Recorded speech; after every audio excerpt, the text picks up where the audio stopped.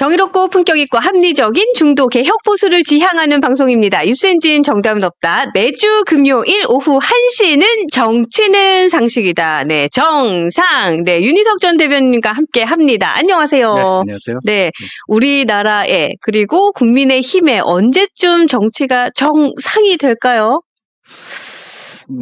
아이고, 참 봐야죠. 요즘 깝깝해요, 그죠? 이게 금방 되면 참 좋겠는데, 이따가 좀 말씀드리겠지만, 네. 대선 이후에도, 이상한 또 꿍꿍이를, 꾸미고 있는 그런 조짐이 있어서, 네. 보겠습니다. 맞아요. 오늘 진짜 그래서 여쭤보고 싶은 말도 많고, 예. 하셔야 될 얘기도 참 많으신 것 같습니다. 네. 네. 일단 어제입니다. 어제 한동훈 그 대표가 청주 찍고 원주 예. 이렇게 이동을 했는데 그 뒤로 아직 일정은 뭐 나오진 않았고요. 그렇죠? 네. 어제 분위기도 좀 전해주시고 앞으로의 유세 지원 일정도 좀 여쭤보고 싶습니다. 뭐 제가 아는 거로는 일단 뭐 오늘은 쉬시고, 아, 그렇죠. 뭐 주말에 뭐 뭐라도 있을 것 같고, 예.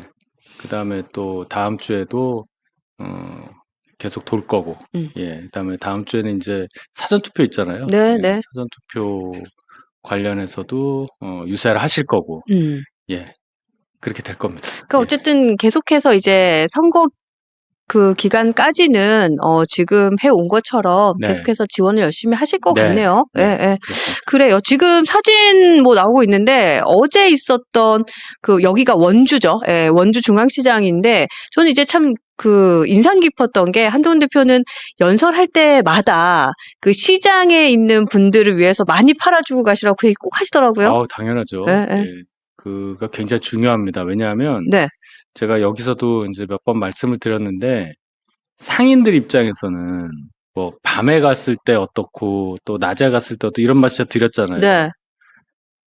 신기해서 보는 분 분명히 있어요. 또 한동훈 대표 좋아서 많은 분도 있지만 별 관심 없는 분들도 분명히 있거든요. 그럴 때는 상인 입장에서는 내가 물건을 파는데 도움이 돼야 한다를 생각을 합니다. 그러니까 하기 우르르 때문에, 왔다가 예, 그냥 방해만 되는 것이 그것 아니라. 자체가 민심이기 때문에 거기에 대해서도 배려를 하는 게 기본 자세라고 생각을 해요. 그래서 이제 많은 분들이 거기 가서 뭐 사 먹고 왔는지 인증샷도 올리고. 아주 너무너무 감사해요, 제가. 네, 그래서 너무 잘하시더라고요. 저한테 뭐 이만큼 주시던데 서문시장에서. 아, 그랬어요? 아. 예, 그러니까 뭐 억지로 사시라고 하는 게 절대 아니고 그분들의 마음까지 헤아리신다면 진짜 지지자가 되시는 거죠. 그러니까요. 근데 사실 한동훈 대표의 최근 이제 그 경선 때부터 지금까지 행보를 보면 저는 뭔가 선거 유세에 되게 새로운 패러다임을 쓰고 있는 것 같다는 생각이 되게 많이 들어요. 예, 이런 게 중요하고, 네. 항상 그러니까 이 보수가 뭐 민주당은 잘 모르겠습니다. 우리 역사를 이렇게 보면 보수가 항상 우위에 있은 적이 많잖아요. 그렇죠. 한국 사회 주류는 보수다 이렇게 말할 수 있는데, 네, 네. 그 있을 때 잘하지 못하고 좀 우월한 위치에 있을 때 다 보듬지 못했다는 그것 때문에 지금 우리가 어려움을 겪고 있다고 우리는 봐야 돼요. 독재도 우리가 제일 먼저 했고요, 보수가. 그게 사실이죠. 예, 나쁜 사실이죠. 짓도 보수가 개발한 게 많아요.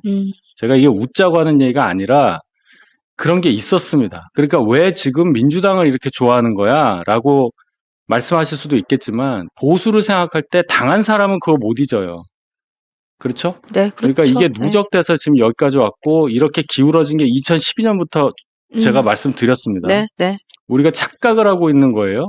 10여 년 동안 우리는 불리하게 돼버린 운동장에서 뛰고 있는 건데, 기적적으로 한두 번 이겼다고 해서 그게 옛날하고 똑같다고 생각하는 그런 착각 속에 있는 거예요. 이걸 다시 뒤집기 위해서 노력을 해야 하는 상황이다. 어렵다. 네, 네. 예, 이 말씀을 드립니다. 거기에 좀 보태면 그 사실 미디어의 형세에도 많이 딸리는 것 같아요. 그럼 미디어는 왜 그렇게 변했을까요? 똑같은 얘기입니다. 그렇죠. 미디어는 독자 따라가는 거예요.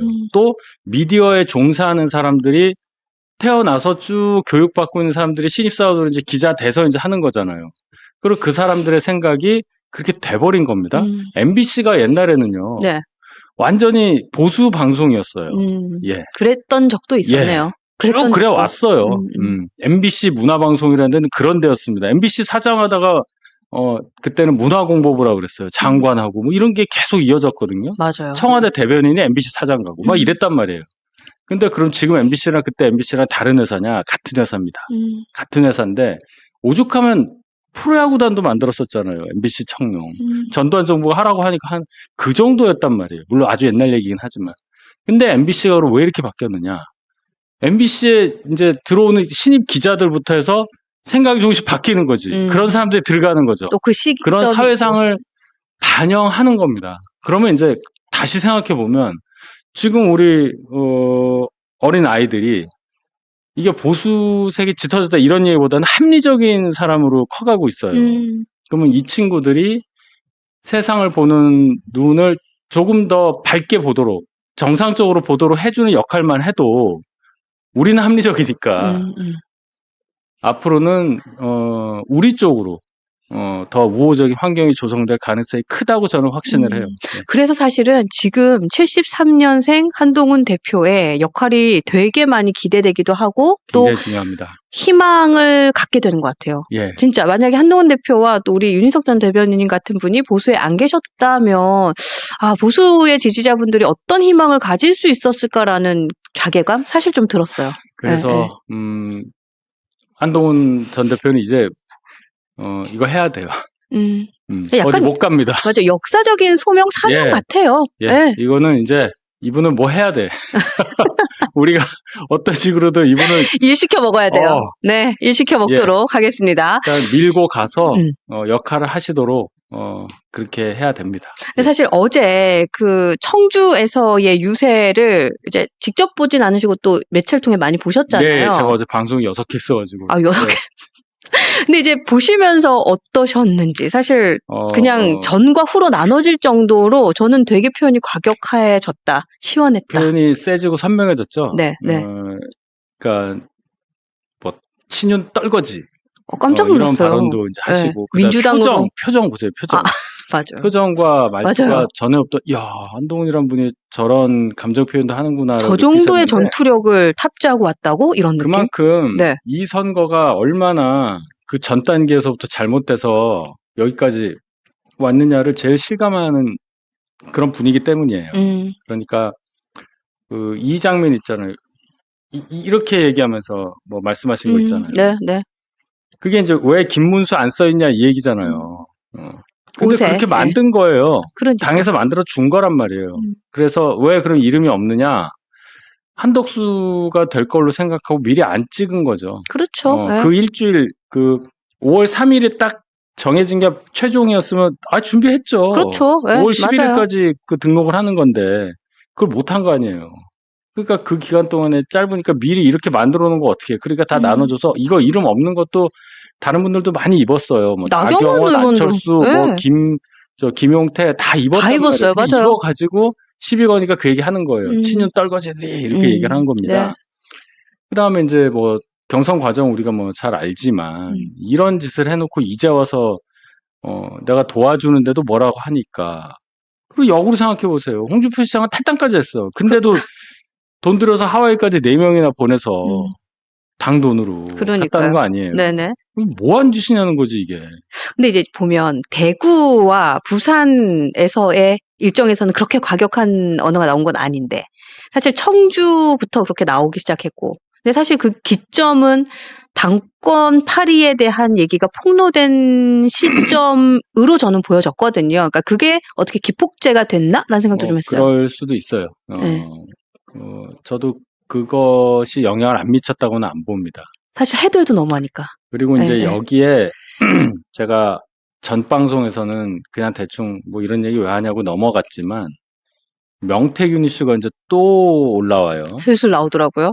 지금 이준석이 어제 5시에 기자회견에서 나는 계속 간다, 단일화 없다라고 한 것까지는 상식적이에요. 그래서 제가 아무 말도 안 한 겁니다. 설령 명태균 얘기 듣고 상식적으로 행동을 했다? 이렇게 공격하기에는 뭐가 없죠. 그렇죠. 근데 지금 명태균과 꾸준히 연락을 주고받는 증좌가 하나 나온 거고 명태균은 그걸 애써 부인하고 있어요. 자, 그러면 제가 앞방송에서 그랬어요. 뭐가 하나 나오면 모를까라고 그랬거든요. 제가 그냥 점잖아서 가만히 있었던 게 아니고 옆에 뭐 개혁신당 대변인이 있어서 그랬던 게 아니라 하나만 걸려봐라 하고 있는 겁니다. 만약에 앞으로 이준석 후보가 변침을 하거나 네. 변침이라는 게 결국은 뭐 단일화 가능성을 연다거나 이렇게 말이 바뀌면요. 단순히 당권 관련해서 친윤이랑 뭔가 협잡을 한다 이런 차원을 떠나서 네. 그럼 누구 영향을 받고 있냐는 질문이 나올 수밖에 없어요. 아, 누구의 영향을 받고 있냐? 그걸 낚싯밥 내려놓고 기다리고 있는 겁니다. 아, 요거 포인트다. 예, 예, 그거예요. 예. 그래서 요거 제가 포인트. 가만히 있었어요, 오늘은. 아까는. 근데 뉴스 엔진에서 이제 얘기를 해야지. 아, 좋습니다. 예, 네. 그러니까 보자고요. 어떻게 할 수 있느냐. 지금 왜 그러냐면 여론조사가 뭐 좀 올라가니까 뭐 그런가 보다 하는데 이거는 거의 그 약간의 착시도 있다고 봅니다. 설명을 좀 드릴게요. 아, 그래요? 예. 그러니까 지난주 금요일에 나왔던 갤럽게 너무 많이 나왔어. 이재명이. 갤럽 기준으로 51이 나왔단 말이에요. 맞아. 그때 50%가 제일 넘었고, 그 여론조사 이후로 대선 결과 중에서는 2명, 1, 2위의 차이가 가장 컸죠. 예, 22가 차이 나서 김문수 후보가 29밖에 안 나왔어요. 앞에 2자였단 말이에요. 이준석은 뭐 8 정도 나왔고. 그랬죠. 예. 그러니까 이거는 이제 튀었다고 저는 얘기를 하는데 보수 지지자들이 굉장히 실망하고 응답도 잘 안 하고 제가 응답자 문포까지는 아직 안 봤는데 뭐 제가 별로 의욕이 없어가지고 분석하기는 싫은데 이해합니다. 예, 네. 숫자만 이렇게 봐도 네. 너무 많이 튀었기 때문에 당연히 그럼 그 다음 주엔 내려가요. 근데 내려가는 폭이 이제 이재명이 오늘 보니까 45, 김문수 후보가 36 나오고 이준석이 10이 나왔단 말이에요. 처음으로 10% 찍었죠, 예, 사실은. 예. 갤럽 기준에서 찍었는데. 네네. 그러면 이제 그럼 이재명이 뭐 6이나 떨어졌다. 그다음에 김문수가 7이나 올랐네. 그렇게 볼 게 아니라 지난번께 너무 튀었다고 보고 이게 이제 정상화되는 과정이라고 봐야지. 파도가 이렇게 흔들려다 이렇게 가만히 가는. 저는 사실 어떻게 봤었냐면 이제 오늘 아침 방송에서도 저는 이제 제 생각은 그렇게 얘기를 했는데 김문수 후보가 어쨌든 외연 확장이 되는 후보는 아니었는데 한동훈 대표가 이제 지원 사격이 들어가면서 중도층의 마음이 조금 움직인 게 아니냐 그 포인트를 하나 봤었고 또 이준석 후보는 어쨌든 토론회에서 그나마 좀 선방했다. 잘했다라는 평가를 받으니 좀 오른 게 아니냐 이렇게 저는 봤었어요. 한 대표가 찍고 간 지역이 좀 오른 측면이 있어요. 그거는 맞아요. 예. 네, 그러니까 이게 화수목 해가지고 나오는 조사잖아요. 우리가 화수목 돌았으니까 그러니까. 100% 다 반영됐다고 보기엔 좀 어렵지만 이런 추세가 이어지면 당연히 한동훈 전 대표의 유세 효과가 있다고 볼 수밖에 없는 겁니다. 이렇게 되면 제가 계속 말씀드린 최종 투표율이 이게 지금 항상 우리는 분모를 100으로 만들어 놓고 생각을 해야 되는데 여론조사에서 나오는 것만 보면 100이 안 된 상태에서만 얘기하잖아요. 그래서 최종 투표율은 좀 올라간단 말입니다. 네네. 지금 보니까 나머지 후보들 3명이 더 있잖아요. 네네. 뭐 권영구, 홍준표, 황교안, 뭐 또 송진호인가 뭐 이분들 합치면 아마 2% 정도 나올 거예요. 그러면 네. 분모가 이제 100으로 놓고 볼 때 2% 빼면 거의 지금 이 사람들 이 세 분 합친 거를 그냥 100으로 생각해서 환산하는 게 거의 뭐 비슷할 거라고 네네, 보면 그렇죠. 예. 오늘 나온 거 합쳐보면 91이에요. 91. 이 세 명 합치면 네. 그러면 그냥 여기다 그냥 10%씩만 더 해도 본인이 얻은 거에 그럼 최종 득표율 비슷하게 나올 것 같다. 그렇죠. 그렇게 요 생각할 수 기준으로 있죠. 보면. 네네. 그래서 이제 제가 보는 건 그러면 이재명이 과연 5자가 나올 거냐. 김문수 후보가 4자가 나올 거냐. 그러면 자동적으로 둘 다가 성립이 되면 이준석은 1자가 나올 수가 없어요. 자, 이준석이 1자가 나온다. 1자란 건 그럼 10%죠. 김문수 후보가 네. 4자가 안 나오고 3자가 나온다는 얘기입니다. 아, 그러네. 자, 이재명은 제가 볼 때는 안 떨어져요. 떨어지진 않는다. 예, 제가 안 떨어진다는 거가 얼마나 무서운 건가를 지난번 경선 때도 말씀드렸죠. 김문수 후보가 안 떨어지더라고 어느 순간에. 그래서 결국 우리가 이길 수가 없었는데 이재명이 48에서 49, 50 저는 최종 득표율 5자가 나올 것 같은 느낌이 듭니다. 그렇게 되면 이제 보시는군요. 나머지 한 50 가지고 2는 딴 사람들이니까 50을 가지고 김문수와 이준석이 싸우는 거다 이렇게 보면은 네네. 간단해지죠. 그렇죠. 그러면 이준석도 사실은 10 찍기 쉽지 않은 상황이네요. 그래서 네. 오늘 보면은 쉽지 않을 것 같은데. 리얼미터 봐도 뭐 11이 나온 게 하나 있고 그렇던데 요것만 가지고 이제 그럼 이준석 잘하면 15 나온다. 이게 전형적인 이 희망적 희망 회로를 돌리는. wishful thinking이에요. 음. wishful thinking인데 그러 그렇지 않죠. 그러면 그러니까 사실 오늘 이제 저녁에 이제 토론회가 한 번 더 있고 네. 그리고 또 한 번 더 남아 있고 네. 총 2번 정도가 남아 있는데 그래도 토론회를 거치면 이준석이 조금 더 올라가지 않을까라는 희망 회로를 또 돌리는 저쪽 개혁신당의 얘기는 좀 있어요. 그러니까 우리가 이제 어떤 효과나 이런 걸 분석을 할 때 항상 이 시점만 생각을 하잖아요. 정치 공급자 시각에서. 근데 이제 정치 수요자인 국민 입장에서는 물론 정치 고관여층이 아닌 분들은 정치에 대해서 잘 모르시니까 토론회가 결정적 변수라고 볼 수도 있는데 이준석 후보 말 잘하는 거 다 안단 말입니다. 김문수 후보가 이준석 후보보다는 말을 잘하지 못하는 것도 알고 있고 그렇죠. 네. 이재명은 말을 굉장히 좀 피해가는. 예, 그리고 좀 가볍고 네. 품격 없게 한다는 걸 다 알아요. 알죠? 선반영돼 있다는 뜻입니다. 제 얘기는. 그러니까 이게 결정적이다라고 말하는 거는 마케팅 포인트에 불과하고 실제적으로 표를 주는 정치 수요자인 국민, 유권자, 시청자 입장에서 얼마나 파괴력이 있겠느냐. 그 방송을 몇 명이나 보겠어요. 저희 같은 고관여자들이나 저처럼 일을 해야 하는 사람은 그걸 다 보지만 그걸 처음부터 끝까지 그 재미없는 거를 2시간을 본다고요? 하긴 이미 그 방송을 볼 정도의 사람들이면 마음의 결정을 한 사람들일 수도 그렇죠. 있겠다. 그렇죠. 예. 그냥 다 관계자가 돼버리는 거예요. 예, 그러네요. 우리 후보 얼마나 잘하나 응원하는 거지. 그 게임 내용을 보고선 내가 응원하는 팀을 바꾸겠어라고 하는 사람은 별로 없을 거란 말이에요. 별로 없을 것이다. 그 부분은 좀 공감도. 제가 이 여론조사 관련해서 하나 더 여쭤보고 싶은 건 그러면 이제 지금 국민의힘에서 이 한바탕 또 난리가 난 것 중에 하나가 단일화의 이슈인데 단일화가 실제로 그러니까 안 될 것 같아요. 근데 만약에 된다 손치더라도 정말 국민의힘의 김문수 후보에게 얼마만큼의 실효가 있길래 저 정도로 난리가 났느냐. 요건 좀 여쭤보고 싶었어요. 그러니까 우리가 항상 1 더하기 1은 2 또는 2보다 높다고 생각하고 단일화 얘기를 희망적으로 얘기를 하지 않습니까? 네. 근데 우리는 이 어떤 표를 찍을 때 1순위를 찍게 되잖아요. 근데 1순위가 없어졌을 때 투표를 하겠다면 2순위를 찍을 거예요. 아니면 3순위를 찍고 그렇죠. 뭐 이렇게 되겠죠. 네, 그렇죠. 여러 가지로. 그러면 지금 1 더하기 1이 2라고만 생각을 해도 한쪽에서 어느 한 후보를 지지하는 사람들은 전체적으로 2순위가 이 단일화 대상인 사람이라는 전제가 깔려야 돼요. 이준석을 김문수가 흡수했다고 쳤을 때 네. 이준석을 지지하는 사람들의 1순위는 당연히 이준석일 텐데 그리고 2순위가 다 김문수여야 일이 간다는 얘기입니다. 그렇죠. 그래 온전히 흡수할 수 있죠. 그렇죠. 네, 근데 이준석을 1순위로 지지하는 사람이 다 그러면 김문수 보수니까 김문수라고 단순하게 생각할 수는 없는 거 아닙니까? 그렇죠. 지금 결이 다르니까. 그렇죠. 네, 하다못해 황교안으로 갈 수도 있는 거예요. 하다못해. 그러네요. 예. 그러네요. 하다못해 권영국으로 갈 수도 있고 그 얘기는 뭐냐 이재명으로 갈 수도 있다는 얘기입니다. 근데 오히려 저는 이재명한테 갈 확률도 더 높을 수 있을 것 같아요. 그러니까는 이 단일화라는 게 같은 진영 내에서 하면은 그럴 수가 있겠는데 너무 두 분이 다르잖아요. 그렇죠. 개헌과 탄핵으로도 다르고 이미지도 다르고 살아온 길도 다르고 모든 게 다르기 때문에 온전히 흡수?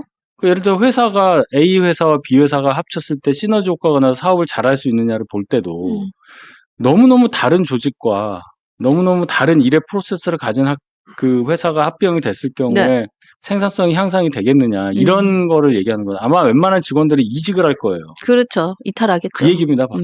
그러니까 그냥 단순히 생각하더라도 말씀해 주셨지만 만약에 김문수 후보가 아닌 한동훈 대표가 그 자리에 있다라고 하면 그래도 뭐 계엄 탄핵에 대한 입장도 비슷하고 또 친윤에 대해서 부정적으로 생각하는 포인트도 비슷하기 때문에 말씀하신 효과를 좀 극대화할 수 있겠지만 김문수 후보하고는 사실 결이 많이 다르기 때문에 단일화 효과가 이렇게 오로지 받을 수는 없겠다. 일단은요. 단일화 효과도 효과지만 단일화에 대한 그 기대치가 다르겠죠.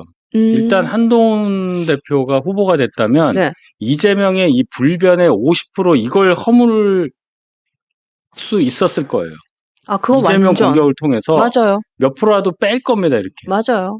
그 역할을 하면서 단일화를 할 가능성이 커지겠죠. 그럼 단일화의 압력은 훨씬 세지고 누구한테 압력이 가겠어요. 이재명한테 가죠. 아니, 이준석한테 갈 거 아니에요. 단일화 하라고. 압력이. 압력이. 그러니까 이렇게 될 거 아니에요. 뭐 설마 이렇게 되겠어요? 그렇죠. 그 얘기입니다. 그러니까. 근데 우리가 그러한 선택을 할 수 있는 상황이 충분히 있었음에도 이렇게 됐다. 이렇게 됐다. 예. 자, 그러면 이제 그 친윤에 대한 얘기를 좀 바로 이어가도록 하겠습니다. 예. 이제 한동훈 대표가 친윤 떨거지라는 얘기를 썼고, 또 친윤 구태들의 숙주 찾기용 단일화는 반대합니다. 이런 사실 진짜 말이 굉장히 세졌는데, 일단 저는 하나씩 그 당권 파리를 했다라고 의심되는 정황은 폭로가 사실인가? 이거는 사실로 받아들여지는 분위기인데 이거 사실이 맞겠죠? 그렇게 봐야죠. 그거는 개혁신당 쪽에 있는 이동훈이라는 대변인이 얘기를 한 거니까 그분이 단순히 그냥 대변인이 아니고 박근혜 전 대통령 그 당선될 때 당시 한나라당 출입하는 네. 새누리당이죠, 새누리당. 아주 그 굵직한 기자 중에 한 명이었어요. 조선일보 기자였으니까. 기자였죠. 예. 그러니까 기자로서 가지고 있는 네트워크가 엄청난 사람이에요. 그래서 정치에 이제 뛰어들어서 윤 대통령 처음에 그 경선 캠프 꾸려지기도 전에 가서 1호 대변인 하다가 얼마 만에 그냥 관둔 거 아니에요. 그러고 나서 모종의 사건에 연루돼서 좀 힘든 시간을 지내다가 네. 개혁신당으로 간 분이기 때문에 뭐 가볍게 대변인 타이틀 달고서는 뭐 이런저런 말 하는 그런 사람이 아니라는 거예요. 그러면 기자 출신으로 그러한 결정적인 얘기를 본인 SNS에 쓴다는 것은 누가 물어봐도 증명할 수 있는 사실관계 그 증거를 가지고 글을 썼다고 봐야 합니다. 그러니까 지금 우리 대변인께서는 그 폭로한 사람에 대한 이야기를 해주셨고, 네. 저는 사실 어떤 포인트를 봤냐면 그런 폭로가 있는데 정말 사실이 아니라면 못해도 권성동 원내대표 정도는 나와서 입장 표명이 있을 줄 알았어요. 근데 그거는 당내에서 아무런 얘기가 없는 그 거예요. 얘기는 네. 권성동 원내대표가 내가 전화했다는 걸 인정하는 꼴이 되기 때문에 아무도 안 나서죠. 그러니까 사실이기 때문에 그걸 반박도 못하는 거 아닌가? 그 얘기가 아니라 네. 그분이 안 했다 하더라도 그 얘기를 할 수는 없잖아요. 안 했다면 우리 친유는 그런 적이 없습니다. 이럴 만한 대표자가 없다는 얘기예요. 제 얘기는. 그러니까 그런 얘기가 나올 수가 없는 구조이긴 해요. 아, 그래요? 예. 그렇잖아요. 그렇군요. 예. 네. 왜냐면 저는 사실 만약에 내가 아니라면 너 그랬잖아 라고 했을 때 저는 아니야 하고 나갈 것 같거든요. 근데 그 대상이 특정 산 사람은 없으니까. 예, 그렇게 보면 안 되죠. 그건 그렇게 볼 게 아니다. 그럴 수가 없죠. 다만 이런 상황을 네. 아무도 말 못하는 상황을 저는 다르게 해석을 해요. 아, 그래요? 다른 말이 없다는 거는 다들 그렇게 인정을 하는구나. 인정을 한다는 게 하나가 있고, 두 번째는 이게 이렇게까지 파장이 커지는 거를 보니 못하겠구나. 그렇게 봐요. 할 수가 없겠네. 저도 가능성이 없기 때문에 여기에 대해서 그렇게 크게 신경을 쓰거나 하지 않았다는 거예요.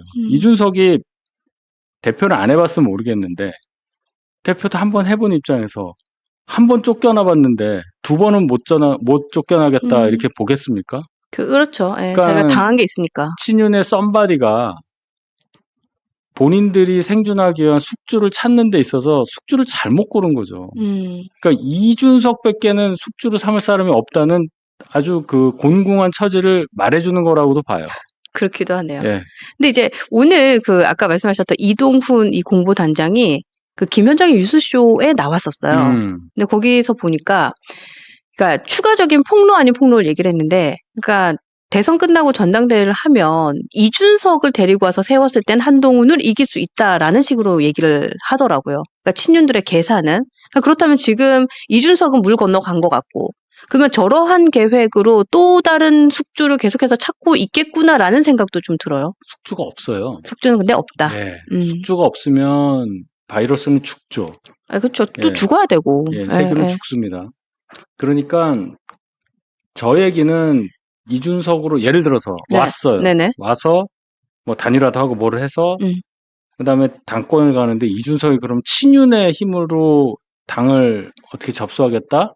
그 순간 이준석은 이준석이 아닌 거죠. 그렇죠. 퇴색이 되죠. 본인이 가지고 있는 정치적 자산이 없어지는 게 되니까 정치가 그런 게 어딨어? 뭐 생물이니까 바뀌지 않는데 그게 아닐 겁니다. 이준석의 지지 기반이 무너질 거예요. 이대남 뭐 이런 사람들이 이제 주류가 될 텐데 이대남이 볼 때 그거 어떻게 보겠어요? 한 6대남 정도 하는 일로 생각할 거 아닙니까? 가만두지 그렇지 않겠네. 않아요? 그렇죠. 예. 예, 그러니까 공격 포인트가 되죠. 예. 이준석 후보가 저런 행동을 할 이유가 전혀 없고, 그럼 이제 저 얘기는 뭐냐면 전당대회 하면 진단 생각을 한다는 거 아니에요, 친윤이. 그렇죠. 한동훈을 이기기 쉽지 않구나. 예. 예, 그런 생각은 하고 있는. 그러면 어떻게 하겠어요, 이준석이 안 오면. 전당대회를 안 하겠죠. 지금 그 계획 세우고 있다는 거 아니에요. 그러니까 전에도 한번 전당대회 없이 그냥 지선까지 쭉 갈 네. 생각을 한다. 그래서 제가 또 대위 또 대위라는 얘기를 하는 겁니다. 또 비대위 또 비대위. 근데 그거를 당원들이 요구할 수 있는 방법이 없나요? 뭐 4분의 1이 요구하면은 네. 전당대회가 열리고 그 규정이 있어요. 어. 근데 그런 것은 이제 누가 이제 그거를 막 끌고 나와서 이게 이제 그런 거죠. 그 뭐 자치단체장들 이거 소환 투표하듯이 이제 네. 그렇게 해야 되는 건데 네. 일단 뭐 그런 방법도 있지만 중요한 거는 당원들의 요구라는 게 꼭 그렇게 뭐 4분의 1이 내고 전당대회 하자고 요구를 하지 않아도 당은 자동적으로 돌아가야 하는 건데 그걸 막겠다는 시도 자체가 그렇죠. 이분들이 지금 얼마나 이 상황을 위험하게 본인들도 보고 있느냐. 그걸 반영해 주는 거죠. 근데 진짜 전당대회를 열 수 있는 방법이 당원들의 힘으로 가능하다고 하니까 이거는 진짜 당원분들도 같이 인지하고 있어야 될 것 같아요. 왜냐하면 말씀하셨다시피 국민의힘이 언제까지 비대위로 저렇게 그렇죠. 그러니까 저렇게 불안하게 갈 수도 없는 거고. 당원이 76만 정도 되고 네. 이제 중간에 또 들어오신 분들이 많이 있을 테니 80만이라고 일단 가정을 했을 때 지난번에 우리 투표율 한 50 몇 프로 됐죠? 50% 좀 넘었나요? 네. 그때 우리 15만 표 받았잖아요. 네, 네. 네. 이게 확장해 보면 우리 그 한동훈 후보 한동훈 대표에 대해서 우호적으로 생각한 당원비는 한 40% 된다고 보면 그렇죠. 예. 예. 40%는 되겠죠. 그러면 넘죠. 4분의 1 25%보다 훨씬 높은데 중요한 높죠. 건 네네. 거기에 이제 동의하면서 실제로 서명도 하고 그 요청에 참여할 분이 또 얼마냐 이것까지 계산을 해야 되는 거니까 그 방법보다는 이제 여러 당원이 아닐 수는 있으나 보수 전체의 어떤 압력이라든지 목소리에 의해서 당이 제정신을 차리는 게 훨씬 빠르겠죠. 제정신을 안 차려도 어쩔 수 없이 할 수밖에 없는 어떻게 전당대회를 안 하고 비대위 체제로 지방선거를 치르려고 그러느냐 예를 들어서. 네네. 예. 그다음 뭐 이런 게 있을 수 있어요. 이거 인수위 없이 바로 시작이잖아요. 6월 4일부터. 그렇죠. 예. 그러면 6월 4일이 첫날 아닙니까? 이재명 입장에서는. 네. 제일 독이 오른 첫날, 둘째 날, 셋째 날, 한 달, 두 달, 세 달을 선출되지도 않은 비대위 힘으로 그걸 막는다고요? 가뜩이나 의석수도 적은데 못 막아요. 그리고 특히나 지금의 비대위는 뭔가 패배주의에 좀 빠져있다는 생각이 들기 때문에 믿음직스럽지 않아요. 그러니까 우리 스스로 믿음직스럽지도 않아요. 우리의 지도부를 선출해서 권위를 주고 정당성을 부여한 상태에서 이 거여와 맞서야지 우리가 진다고 가정하는 거예요. 네. 그래야지 뭐 비대위 체제로 당권만 생각해서 여기서 어떻게 되겠다, 요 안에서만 어떻게 하겠다 하는 얘기는 아마 1,500만, 최소 1,500만으로 추산되는 보수만 봤을 때 그 네. 유권자 입장에서는 못 받아들이죠. 그러면 그 원래 계획대로라고 한다면 전당대회는 6월? 언제쯤 해야 될까요? 원래 계획대로라고 그렇게 한다면. 빨리는 못하죠. 그렇게 빨리 못할까요? 일단 비대위, 저는 이렇게 시나리오를 봐요. 6월 3일에 그렇게 되면 6월 3일에 6월 4일 새벽에 이제 패배가 확정이 되는 순간에 네. 비대위가 총사퇴를 할 겁니다. 그게 이제 대부분 생각하는 상식적인 행동이에요. 상식적인 관례이죠. 예, 그러면 이제 원내대표가 당대표 권한대행을 하는 거죠. 당대표 권한대행을 하면서 새로운 비대위원장감을 모셔와서 그래서 그 비대위에서 다음 전당대회를 준비하는 작년에 황우여 비대위 때 그렇게 해서 전당대회에서 한동훈 대표가 뽑혔잖아요. 네, 그랬죠. 그런 과정을 밟으면 우리가 4월에 총선 지고 7월에 있었잖아요. 그랬죠. 그럼 석 달 정도 보면 한 9월쯤, 뭐 10월쯤 전당대회가 있어야 한다. 그게 이제 상례죠. 근데 그거를 그 또 대위를 한 번 더 한다는 거지. 그러면 일단 또 대위가 6개월을 가면 네. 6월에서 6개월이면 12월 아닙니까? 그렇죠. 거기서 또 대위로 가면 또 6월이에요. 그러면 지방선거에 내년 6월 오니까. 3일일 거야 아마. 이 얘기입니다, 지금. 그럴 가능성이 있다는 거지. 근데 그거는 이제 저희 당원들이 막아야겠네요. 예, 그거는 또까지 가는 거는 우리 네, 당원들이 막아야 되고 그렇다면 그 대선이 지나고 나서 만약에 뭐 사퇴를 하고 비대위가 사퇴를 하고 그리고 원내대표가 당대표 겸직처럼 비상대책위원회장을 맡는다면 아니, 데려온다고. 데려온다면 네. 그 데려오는 사람이 누군지도 또 되게 중요하겠다라는 생각이 들어요. 그래서 예, 그 데려오는 역할을 하는 원내대표가 과연 누가 될 거냐. 지금은 권성동 원내대표죠. 그렇죠. 그분도 임시적으로만 하고 사퇴한다고 할 가능성이 높아요. 그래서 새로 뽑을 겁니다. 원내대표를 먼저 뽑을 거예요, 아마. 그거는 뭐 100명 정도 모여서 하면 되는 거니까. 그래요. 언제 전 사퇴를 안 할까 봐 걱정인데 사퇴를 할까요? 사퇴를 안 하지 않을까? 하든지 말든지 그건 하든지 본인의 선택이지만 말든지. 지금 이 정도 압력이 지금도 원내에서 많은 요구가 있잖아요. 근데 그건 맞아요. 단체방에서도 권성동 원내대표에 대한 뭐 좀 불만이 많이 터져나왔다 이런. 제가 의원이 아니라서 거기에 들어가 있지는 않지만 어제 보도가 하나 나왔잖아요. 그렇더라고요. 105명이 들어가 있더라고요. 107명이 아니고. 맞아요. 105명이 있는 단체방에 대화 내용이 다 나왔지 않습니까? 거기 보면 이제 거의 다 이제 한동훈 대표와 가까운 분이라고 보지만 굉장히 센 단어를 써서 당신 그만둬라. 그러니까요. 박정훈 의원 같은 분은 뭐 라디오 나가서도 세게 얘기하니까. 근데 본인의 사퇴해야 된다. 묵묵부답이라는 거 아니에요? 버티려고 하는 순간 어려워질 거예요. 버티려고 하는 일단 순간. 가시화가 되면 뭔가 작전을 짜고 그만두더라도 그만두겠죠. 그래서 제가 왜 그래서 이 가능성이 있다고 보냐면 네. 원내대표가 누가 되냐가 중요한데 지금 원내대표 나가서 내가 원내대표 하겠다라고 예상되는 사람의 성향이 또대위까지 갈 수 있게 만들 것 같은 사람이에요. 그래서 그럽니다. 네. 그리고 또 그 사람들이 누굴지 여러분들도 머릿속에 지나갈 것 같아요. 네, 저도 머릿속에 싹 지나갔는데. 그리고 지금 아까 잠깐 말씀하실 때 얘기하셨지만, 한동훈 대표가 청주에서 연설을 할 때 하와이 간 의원들에 대한 공격을 사실 비판을 공개적으로 했어요. 근데 그때, 당비로 갔다 이 얘기를 하셨고, 그래서 저희도 사실 되게 당비로 당연히 갔을 거라 생각을 하는데, 또 김대식 의원은 뭐 사비로 갔다 이렇게 표명을 했더라고요. 뭐 당비로 가고 뭐 사비로 가고 그게 중요한 포인트라고 볼 수도 있어요. 지금 우리가 이제 돈 때문에 좀 예민하잖아요. 그럼요. 예. 예. 그러니까 당에서 밀어주면 당연히 되는 겁니다. 예. 근데 이제 뭐 김대식 의원은 자기 돈으로 갔다고 하니까 그런가 보다. 그럼 나머지는 아닌가 보죠. 그러네. 그렇게 예. 보시면 되죠. 그러네요. 나머지는 아닌가 보네. 유상범 의원도 갔고. 요것도 포인트. 홍준표 시장. 김성배 아나운서였던. 이성배 아나운서. 이성배 참. 이성배 전 아나운서죠. MBC 전 아나운서. 출신. 그분은 무슨 돈으로 갔는지.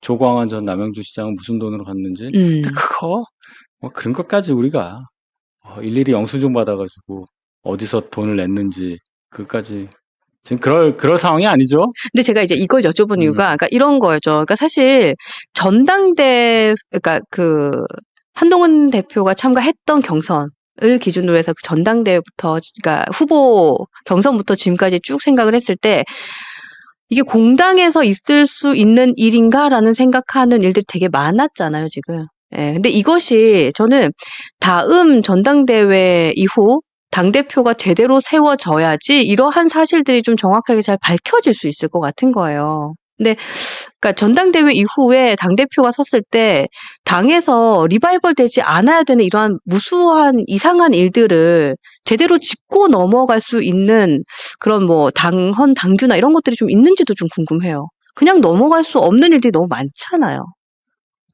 돈 문제 하시는 거예요, 지금? 다요. 돈 문제도. 왜냐하면 지금 뭐 돈 문제는 당에서 돈 될 수도 있는 거예요. 그래요? 당은 임의 단체라니까요. 그건 문제 삼을 수가 없겠군요, 그러면. 그냥 알아서 하는 거예요. 입당과 탈당이 자유롭잖아요.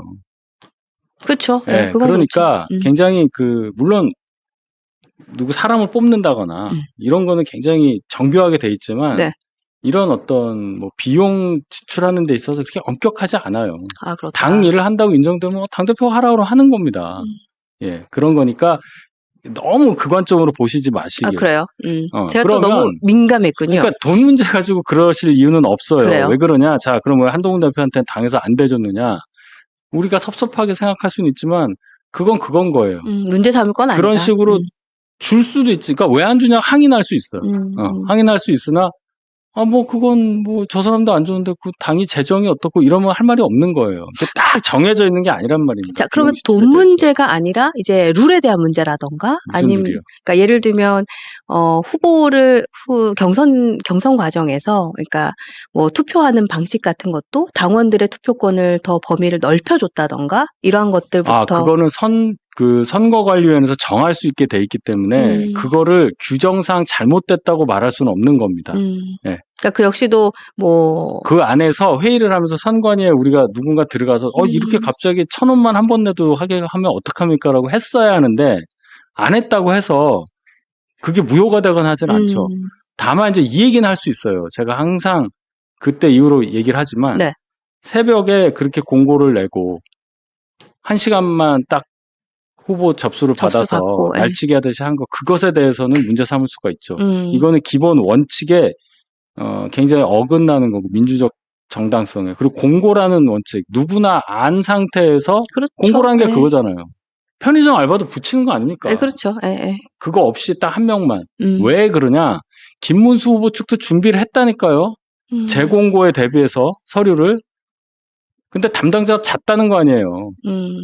근데 사실 3시에 나올 줄은 그들도 몰랐겠죠. 그러니까 2시에 기자들 보고 다 가라고 했단 말이에요, 당에서. 그리고 2시 반에 공고를 올렸어요, 홈페이지에. 그리고 3시부터 4시까지만 딱 받은 거잖아요. 그렇죠. 그러니까 이런 거. 그 다음에 후보의 지위를 박탈을 했던 비대위의 결정에 대해서도 어디에 근거해서 그럴 수 있느냐. 의총에서 박수로 해서 비대위에서 결정하세요라고 했다는데 의총은 그럼 무슨 권한으로 후보에 대해서 그럴 수 있었느냐. 이런 것에 대해서 정치적으로 지적할 수 있어요.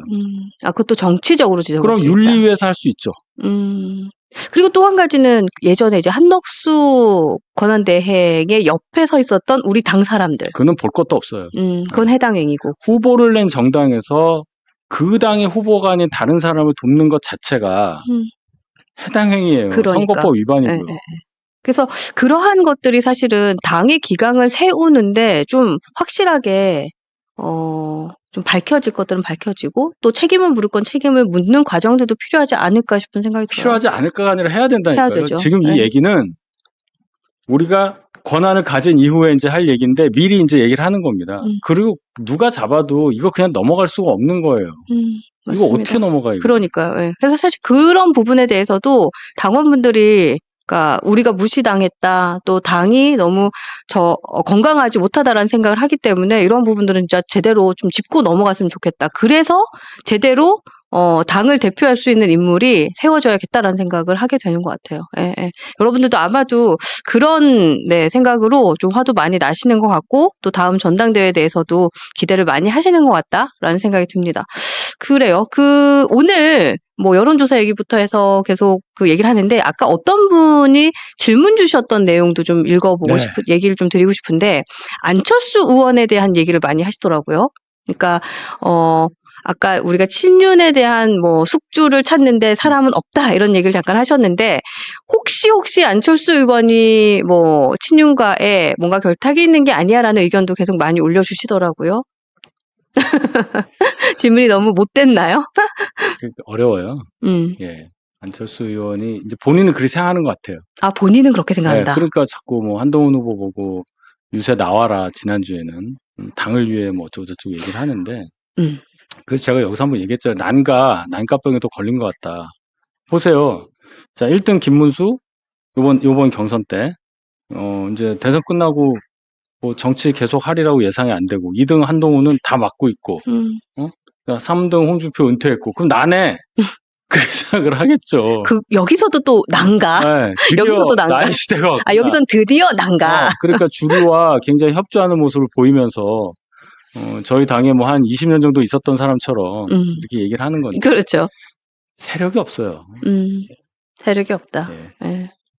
그러면 이제 그 다음으로 한 번만 더 여쭤보면 홍준표 시장은 이번 대선에서는 어쨌든 뭐 본인이 지원하는 역할은 전혀 하지 않는 것 같고 또 탈당도 하셨어요. 근데 대선이 끝나면 돌아오겠다라는 얘기를 또 공표를 했고 또 이분이 정계를 은퇴한 것 같진 않다는 생각은 계속해서 들고 있고 대선 끝나면 한국 온다는 얘기 아니었어요 그게? 네, 한국 온다는 얘기를 했죠. 근데 그것이 또 한국에 온다라는 것이 뭔가 국민의힘에서의 뭔가 역할을 기대하며 올 것 같은 뉘앙스가 좀 느껴져서. 아닌 것 같은데요. 아, 그래요? 네. 홍준표도 아닌 것 같다. 네. 그냥 깔끔하게 네. 정리해 주셨습니다. 네, 그러면 여러분들이 주신 의견, 네, 댓글도 한번 읽어보면서 또 이어가도록 하겠습니다. 네, 댓글 좀 보여주세요, 감독님.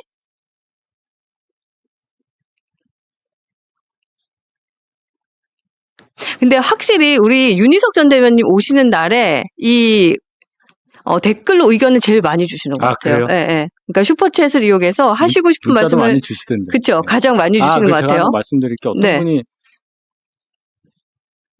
보수 유권자가 1,500만이라는 것에 대해서 이제 뭐 말씀을 하셨는데 우리 유권자가 4,500만에 가까워요. 4,400 뭐 몇십만이에요. 그러니까 이제 우리 인구가 5천만 좀 넘는데 무슨 유권자가 4,500만이냐 얘기하시는데 출산율이 낮아져가지고 맞아요. 예. 예, 만 19세, 18세 이하가 그렇게 적은 거예요. 4,500만이 맞고 그중에 3분의 1만 잡아서 1,500만이다 이 말씀 드린 맞아요, 겁니다. 맞아요. 예. 그러니까 진짜 요즘에는 폐교하는 학교도 왜 이렇게 많아요? 예. 자, 파리지행님 안녕하세요. 어제 원주에서 한 대표님을 만났어요. 완전 감동이었습니다. 우시는 어르신들도 있었고 너무 행복하고 안타까운 자리였습니다. 라는 걸 주셨습니다. 고맙습니다. 아, 제가 그 얘기 전해드리고 싶다. 그 부산이었나요? 부산에 가셨을 때 그때 이제 저희 할아버지요? 네, 할아버지, 80대 할아버지 얘기 많이 진짜 돌았죠? 많이 하더라고요. 예, 알고 계시는군요. 리아포로님 오셨어요. 안녕하세요. 한동훈 대표님도 아무데도 못 가고 홍달도 아무데도 못 가요.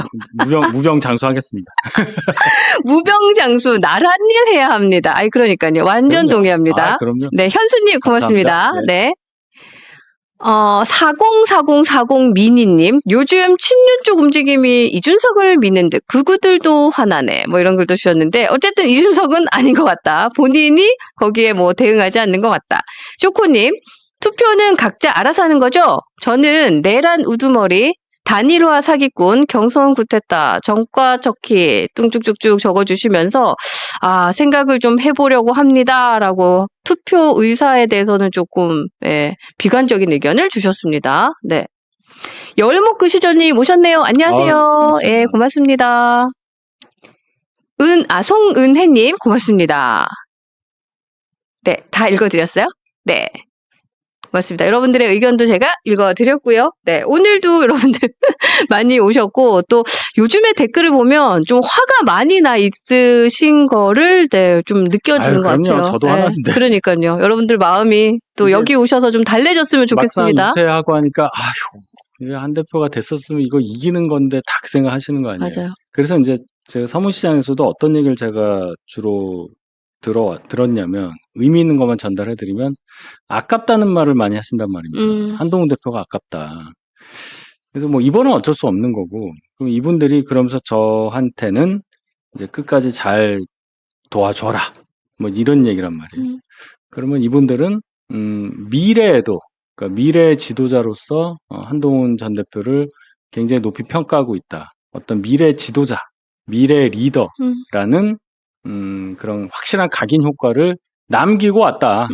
이제 이게 제가 얻은 그 평이었어요. 예. 그러니까 그런 것 같아요. 말씀하신 것처럼 뭔가 잃기만 하는 시간은 아닌 것 같아요. 예. 그리고 왜 더 필요한지도 많이 느끼고 알게 되는 시간인 것 같아서. 사실 제가 만약에 객관적으로 그냥 평론을 하는 사람, 당에 소속되지 않고 평론을 하는 사람이라면 막 이런 얘기를 했을 겁니다. 애초에 탄핵을 당해서 정권을 줄 수밖에 없는 입장인 가운데 벌어지는 대선이다. 이걸 이기려고 한다는 것 자체가 굉장히 무리다. 첫째는. 아예 바꾸고 나서 하면 모를까. 두 번째는 이렇게 어려운 상태에서도 이 당은 이기려고 하는 것보다는 안에서의 어떤 지분을 지키려고 하는 행위를 지금 이 순간도 하고 있다. 맞아요. 이제 이 얘기를 해야 되는 맞아요. 거죠. 제가 당적이 없으면 아마 더 세게 얘기를 할 텐데 그 얘기는 그냥 선을 지켜서 하고 있지만 말씀드린 대로 저에게 권한이 생긴다면 아까 말씀드렸던 그 일들은 묵과 못합니다. 묵과하지 못한다. 그 다음에 여러분 여기 하나 있어요. 내란 특권 같은 거 이재명 보세요. 지금 또 몸 살짝 사릴 겁니다. 요 며칠 동안은 또 지지율 살짝 떨어지는 것 같으니까. 박범계 보세요. 대법관을 지금 14명이에요. 대법원장 포함해서 이걸 30명 수준으로 늘리고 법조인이 아닌 사람들을. 변호사 자격증 없는 네. 사람도 임명할 수 있게. 그럼 이 얘기는 뭐냐? 미국이 배심원제 있잖아요. 유무죄를 거의 기속되는 데도 있어요. 일반인 중에 뽑는 겁니다. 배심원을 판사 만든다는 얘기예요. 우리나라는 배심원제는 없죠. 국민참여재판이 있지만. 그렇죠. 예. 그런 나라는 없어요. 그런 나라는 없다고. 근데 저기에 진짜 뜨악하는 분들 이게 지금 많아요. 결론은 인민재판이잖아요. 맞아요. 인민재판. 네, 맞아요. 자, 그러면 그러니까 원님재판 뭐 이런 건데 이런 생각을 한단 말입니다. 그러면 이 정도 되는 사람이 절제한다고 해도 특검이라는 울타리 안에서 벌어지는 그 수사는 엄청나게 가혹할 것이다. 엄청나게 가혹할 것이다. 네. 그걸 한번 생각을 해보십시오. 잔인할 거기에서 것 같아요. 자유로울 수 있는 우리 당 국회의원이 몇 명이나 있을까. 그래서 제가 여러 말씀을 드렸었는데 그걸 그렇게 되니까 우리는 좋아 이 얘기가 아니고요. 당이 진짜로 힘든 상황이 온단 말입니다. 뭐 또대이 할 수가 없을 거예요. 거기까지만 우리 생각하면 되겠습니다. 아, 그러니까요. 근데 정신을 좀 벌썩 들어야 되는데 정신이 안 차려져서 또 걱정이다라는 생각도 듭니다. 자, 이렇게 해서 저희가 오늘 1시부터 진행한 정치는 상식이다. 우리 윤희석 전 대변인과 함께 했고요. 또 여러분들 마음속에 좀 답답하고 힘들었고 또 궁금했던 것들 많이 해소할 수 있는 시간이었던 것 같습니다. 자, 오늘 저희는 2시부터 티키타카 쇼 이어서 할 거거든요. 그러니까 여러분들 나가지 마시고 좋아요를 누르시고 저희가 중간에 영상도 많이 틀어드릴 테니까 조금만 기다려주시면 제가 한 10분 정도 후에 다시 돌아올게요. 여러분들 어디 나가지 마시고 함께 해주시고요. 또 주말에는 이제 좀 쉬세요. 어떠세요? 전 계속 방송하죠. 계속 방송 있으시죠? 예, 건강 잘 챙기시고요. 네, 오늘 여기까지 할게요. 예, 고맙습니다. 감사합니다. 네, 예.